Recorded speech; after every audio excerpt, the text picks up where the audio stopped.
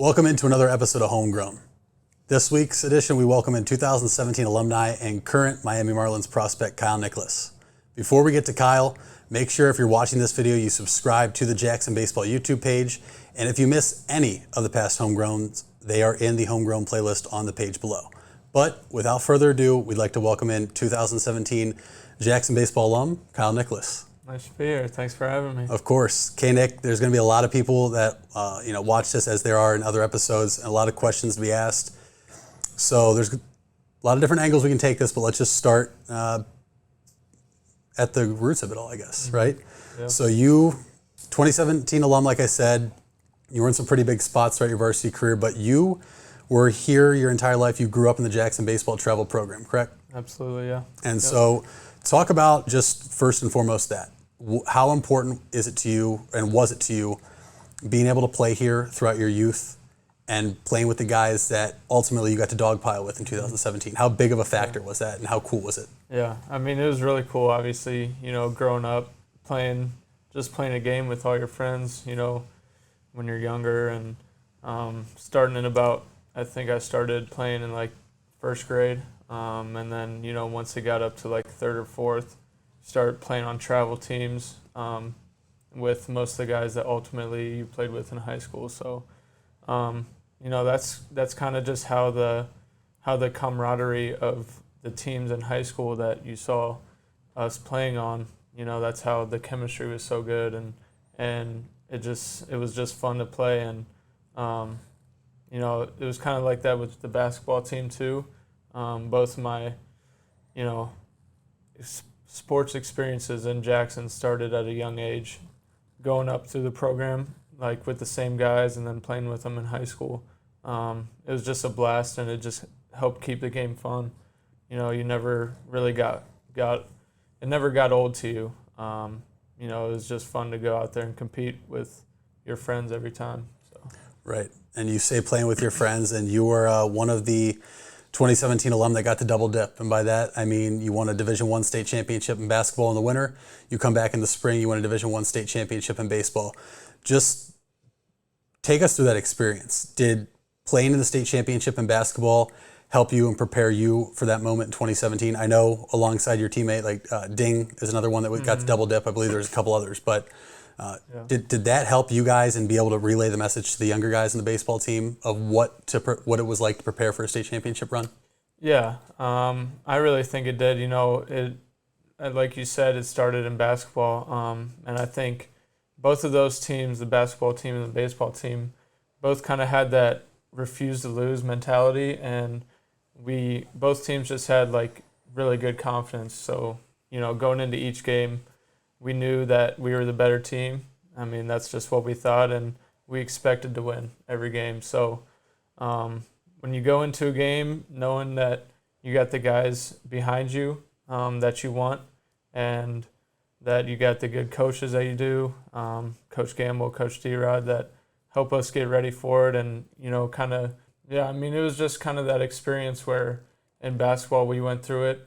And, all those big games that we played in, it kind of, when it came back around in baseball, it kind of helped us have like stay calm and cool in those big moments. And I feel like me and Ding did that pretty well, and then our teammates kind of fed off that and just kind of bought into that. We're better than them. We're just going to go out and have fun and play our game. And I believe that's when all teams play their best. When they're loose, they're just having fun. Mm-hmm. So I think we definitely did a good job of that in baseball and basketball too. And like I said, it was just fun. Right, that's a big key of playing any sport really when you're in high school, is having a good time and having fun. We'll touch more on you playing multiple sports growing up. I know it's something that we wanted to talk about, and we've touched on with even AD Dan Michael before, the importance and how it benefits you in the long run. But let's go back to let's go to high school baseball, right? Mm-hmm. For you and Ding, you guys both were brought up on varsity at a young age, but this is more so about you. You're a pitcher. Talk us through what it was like as a junior, maybe not getting the reps you wanted, understanding there was a big class ahead of you, but then also how did that help you being behind the scenes a lot of the time? I mean, I know you got starts, obviously, we played together, but how did that prepare you as a junior going into your senior season? And what would you say to the kids that are going to be watching this that might be in that similar role as you? Yeah, I mean, definitely for me, I had a lot of confidence in myself, but obviously, there's like 5 senior pitchers in front of me. And, you kind of just got to know your role in the team. So, you go to the field, you could either be better. I remember Coach Gamble, be better or be better. So, you just got to go to the field every day, try to get better. And, the coaches will see when you're working hard, you're not complaining, and you're just doing your business the right way. And, that it was kind of good for me to,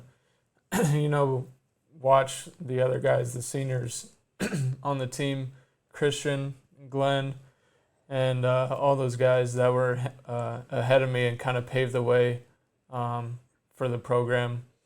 That year, I mean, our pitching staff was incredible. So it was good to see, how they kind of prepared for games, prepared for lineups and everything. And then the next year when I finally got to, be the guy, so to speak, you kind of go back to what you saw those guys doing the year before, getting ready for games and how to go about going through a lineup. Right. And so obviously you are one that got to watch them and get better instead of getting better, and ultimately paid off huge in the long run for you. And I'm just talking the high school aspect, as you got the ball in the state semi game and you pitch your team to the state championship, where ultimately the rest of your teammates get the job done. And you did the next day, obviously, in the field and in the lineup. But we talk about dealing with failure, and there's going to be 2 parts to this where I ask you. But in high school and even college, I mean, for those that aren't aware, after high school you went to Ball State, where you were there for 3 years, and I don't want to speak for you, but I'm sure it wasn't exactly how you envisioned it going. Whether you were a reliever or starter, I think, if I'm not mistaken, you had a couple different pitching coaches too, which can throw you for a loop. But those are all things you can't control. And Coach Gamble always talked about, control what you can control. So in high school and college now, how did you deal with failure? How did you deal with, you think you have it, and then we know sometimes you can feel great and you just don't have it that day. So how did you deal with that? Whether it was here at Jackson, I know senior year, probably didn't happen a whole lot, but I know Ball State, it was probably a little tougher because you go in as a freshman, you're playing guys that are 3 or 4 years older than you. That's exactly right.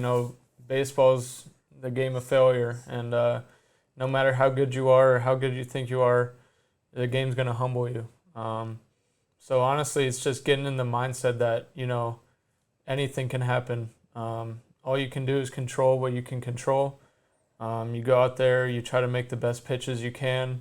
Once the ball's out of your hand, it's not up to you anymore. So, you kind of just got to learn how to get in a routine. So that was a big thing for me in college, getting in a routine between starts or coming out of the pen, kind of getting in a routine from day to day. And it's just important to get one and then stick to it. So when you do fail or you do succeed, it's going to be the same thing the next day. So it's kind of that whatever happened yesterday, you kind of just got to flush it and move on to the next day. And I mean that's just baseball, and I've learned that in college and then into professional baseball. It's the same thing. You gotta not look in the rear view. You just gotta look forward and continue to get better. Right. And you mentioned in college and now in pro ball. So let's fast forward. After 3 years at Ball State, you go ahead and you enter the MLB draft in 2020. Take us through what that process was like for you. Yeah, I mean, it was kind of crazy. It was the COVID year and everything, so only got 4 starts in college, and then season got shut down. It was just kind of waiting for a couple months, doing Zoom interviews as, if there wasn't, if it was a normal season, it would have been in person, the draft interviews and everything. So I was just at home doing interviews over the computer. And I was never really told by anyone if they were going to take me or anything. So kind of just had to watch the draft, and then on the second day my name was called, and it felt like a really long time from the beginning till when I got drafted. It was definitely a lot of nerves that day, but at the end of the day, it was a good day for me and my family, and you know, it was just a fun time, and got to celebrate it a little bit, and then got to get to work. Right, and speaking of getting to work, so this past season, you know, the 2021 spring season was your first season, and for those that may have missed it, you know, 62nd pick overall, second round pick to the Miami Marlins, right-handed pitcher, and so you go to high A. You know, was that rookie ball, high A, rookie ball? Yeah, so yeah, it's like now I'm not too sure what they cut out a level this past year, but yeah, so I was assigned to high A, and I mean it went pretty well. So I'd say so. I Yeah. mean, you were there for how long? Because then you eventually got promoted and you were in Double A, and Yeah. you know, talk about where those stops were for those Yeah. that aren't aware. So the high A, the team I started with was in Beloit, Wisconsin. It was in the high A Central League, and I was there for, I was probably there for 3 months maybe. Definitely kind of like college again, where dealt with a good amount of failure. You know, I'd have a good start and then 2 bad starts, and then it kind of just felt like I kept making progress and then kind of getting humbled again. So that's kind of where I had to grow a lot, where just got to flush it there. And then I strung together a couple good starts, and got called up to Double A, which was in Pensacola, Florida. So I ended there. I was there for about a month and a half and finished the season pretty strong. Felt pretty good about it. So I'd say I know you had some pretty big starts. I know you were your league couple-time league winner, whether it was pitcher of the week or pitcher of the month when you were in Pensacola. So you said, you know, you got humbled a little bit. So I'm assuming here, and you can correct me if I'm wrong, you used the failure, whether it was in high school and college, and then when you got to the professional level, now knowing that this is your job, right? I mean, this isn't, you know, in college, some people play in college to get a degree and go work and do something else, but this is your job now. Did the past failures, you know, did you have to look back at that and say, okay, you know what, this is what's going to happen now. This is how I'm going to attack this. And did it ultimately propel you to getting over what you thought were failures in high A to you end up in Double A as a rookie? Right. Yeah, I mean, it's definitely helped, you know, looking back and kind of seeing how I dealt with failure in the past, and seeing what worked, seeing what didn't work, and kind of just had to focus on that, like consciously work on, you know, what I have to do to get better for the next start, what I have to do this week to be better prepared. So all that kind of goes into it, and then, you know, you dig deeper into things where you start going into the lineup that you're going to face, and, you know, you go down each hitter, and you kind of see what their weaknesses are, what their strengths are, kind of how you want to pitch to them. First time through the lineup, second time through the lineup, which I never really got to do that in college. And then, so pro ball was definitely a big step in that, better preparation for me. So, I mean, it was definitely good.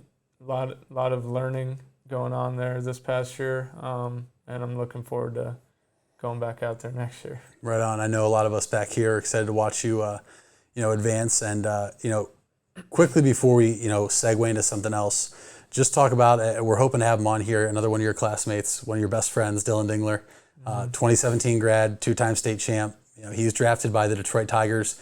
Have you guys talked about what it's going to be like when you guys do get to face each other? You know, you guys have any? You talking crap yet, or you guys kind of laying low, encouraging each other until that time comes? Because it's got to be in the back of your mind a little bit, right? Yeah, a little bit. You know, I've never faced him. We've always kind of been on the same teams, even in summer ball and everything. But I haven't seen him play in a while, so like back then, I don't think he ever got out. So I really didn't know how I would pitch him, but you know, we'll see. You got to watch some video on him if I got to face him. But I mean, yeah, he's a really good player. But yeah, we haven't got too deep into it, but I'm sure we will once, you know, our leagues kind of line up where we would eventually face each other. Right. I figured I had to ask, and as we're hoping to have him on here soon. But let's backtrack to high school now, and we're going to wrap this episode up. And what we do with, you know, former players, whether they played varsity here, went on to college, and your spot, you know, going to play professional baseball, as we've had a couple guys now that were fortunate enough to do so. One thing that is very big right now is kids that stop playing sports at a young age to focus on one sport. You were a two-sport athlete. You might have played others, but I just obviously know once you hit high school, it's basketball, baseball. Right. We had Dan Michael on, the AD here. Talk about the importance, or what you thought the importance was, of being versatile and playing multiple sports in high school. And did that have an effect on you going into college and where you are now? Yeah, I mean, it absolutely did. For me, I'd say the biggest thing was just the competition. You hear, I mean, it probably made me a better athlete playing basketball in the off season and using, jumping and doing all that athletic stuff that you do on a basketball court, which, kind of helped pitching, being more explosive. But the biggest thing for me was mentally being in competition year round. Basketball for me is kind of where, I let out that physical competition. You're going one-on-one a lot of times. You're facing a guy that's right here rather than when you're on the mound, the guy's 60 feet away and, you can't really get a good feel for, what they're going to do. But, I mean, for me, it was just the competition, being able to go out and play year-round rather than, just training for 6 months where you're not in the field playing, getting those experiences of competition and different scenarios of any game where, you kind of got to, if you need to tap into a little different side of you, which for basketball, it brought out a different side of me that I took out to the baseball field when I was on the mound. So it was really important for me, and I think everyone should. I mean, I don't think anyone should quit when they're real young, because it's just a lot of learning experiences that you get through youth sports and multiple of them. So. Right, you're absolutely right. And speaking of youth sports, there's a lot of players in the youth program. They're going to watch this, and I'm sure that there's a lot of kids that look up to you now. You have a banner outside the facility now, and you're a big name around here for those kids. So, 2 parts. First part is, as a pitcher, you have to take extremely great care of your arm. Correct. Right. So just talk about now. Even I've seen it coaching now for the past 3 summers. Kids that kind of just think, arm injuries aren't going to happen to me. So just quickly kind of go in depth about how important it is to really take care of that arm, whether you're a pitcher or just an everyday player. Yeah. I mean, it's really important for me, like what you just said, even if you're just an everyday player. When I first got to Ball State, the position players were throwing more than us. They were throwing so much, and they had to get on arm care program too. So it's definitely important, because if you're not healthy, you can't play. You can't get looked at. You can't compete with your teammates. You can't have that fun that people are having. So, that's the number one thing. And so in high school, from high school to college to pro ball, I've had different routines of arm care stuff, whether it's bands, icing, workouts, implementing shoulder workouts, scap workouts. But basically it's you do stuff to warm up, you throw, and then you do stuff to cool down your arm. And I mean, you just got to be adamant about it. When I got to Ball State, that's when I really got a good routine of taking care of my arm and making sure that I was able to be out there whenever I needed to play. So it's definitely important, and I've seen a lot guys go through injuries, and it's not fun. And I mean, yeah, it's just not fun. Right. I can't imagine it's any fun. And so in closing here, looking back, whether it's something you'd tell your younger self, or just if you had a message to any of the younger kids just in the high school program now, in the youth travel leagues, or even if they're just starting in T-ball, what is one piece of advice or any encouragement you'd give those kids now, as we're heading into the winter? So this is really where winter workouts pick up, and next thing you know, a few months away, and you're playing baseball, whether you like it or not, in the snow. Yeah. I'd say for me, I mean, the biggest thing for me was just believing in myself. I've struggled with some confidence issues in college, when you're dealing with failure. But for me, if I have confidence and I go out on the mound, I'm going to do better even if I don't have my best stuff that day, even if, like you said, you're pitching in the snow or whatever, it's just believing in yourself and having confidence in yourself is the biggest thing that I can give to anyone, because personally, that's when I perform the best. If you go out there, you don't know really, you have a little self-doubt out there.